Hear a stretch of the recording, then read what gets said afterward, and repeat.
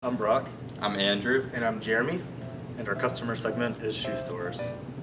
So the first thing we did with our shoe store customer segment was go and observe different shoe stores in the downtown Ann Arbor area as well as on South University.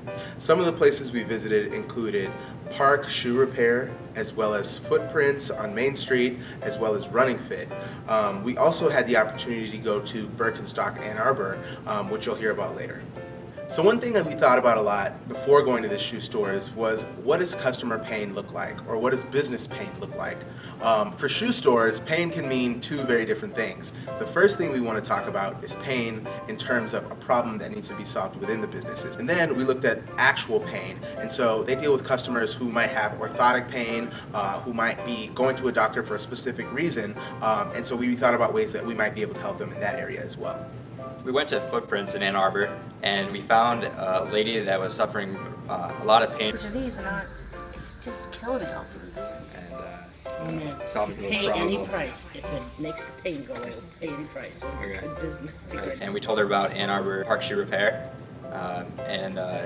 we went to Ann Arbor Park Shoe Repair and got to observe Dwayne, watched him and see how he repaired shoes. And after we decided to develop a referral system where the shoe stores could refer the people who suffer from orthotics to Dwayne. After presenting this model to Dwayne, we found out that it's a low percentage of his business that comes from orthotic repair, so it wasn't worth him to implement the shoe repair referral system. One day, our team decided to meet at Menlo Innovations. We decided that we would get together and have a meeting over some dinner. So we went to Chipotle, ordered some food, came back, and we thought about what we really needed to work on.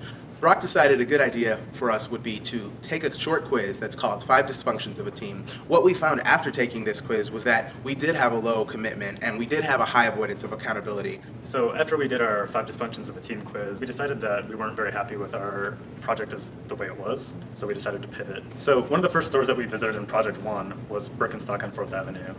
The owner was clearly in pain. He had a lot of backstock of shoes that he didn't have repaired, so he had 10 weeks of shoe repairs that he was trying to get through, and he needed help. So after realizing that what Paul really needed was a new employee, we did everything we could to reach out to potential employees, and we filtered through them. So we were able to reach out to several different people, and we were able to deliver to Paul a stack of about 5 resumes. So upon delivering the resumes to Paul, we had a conversation with him.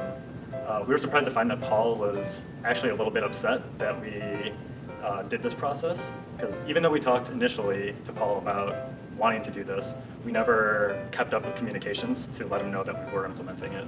While Paul expressed some anxiety, he did take the resumes, and he is going to look through them and filter them, and he's hopeful that we did find a hit for him. One of the most important things we learned was that you should be very sensitive to how you're portraying businesses, especially online. Another thing we learned while doing this project was that team dynamics are super important to having a successful outcome for your project.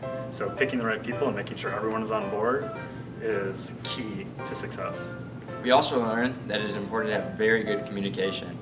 And one of the best things about this project was that we actually got to go out in the community and observe businesses and talk to different business owners. So overall, I think we learned a lot. I definitely feel like we learned a lot more during this venture than we did in the first one, specifically because we did something that was more of a service and less of a product. It took a lot more than just creating something from Scrapbox and selling it. It was actually dealing with people and their brands and their identities.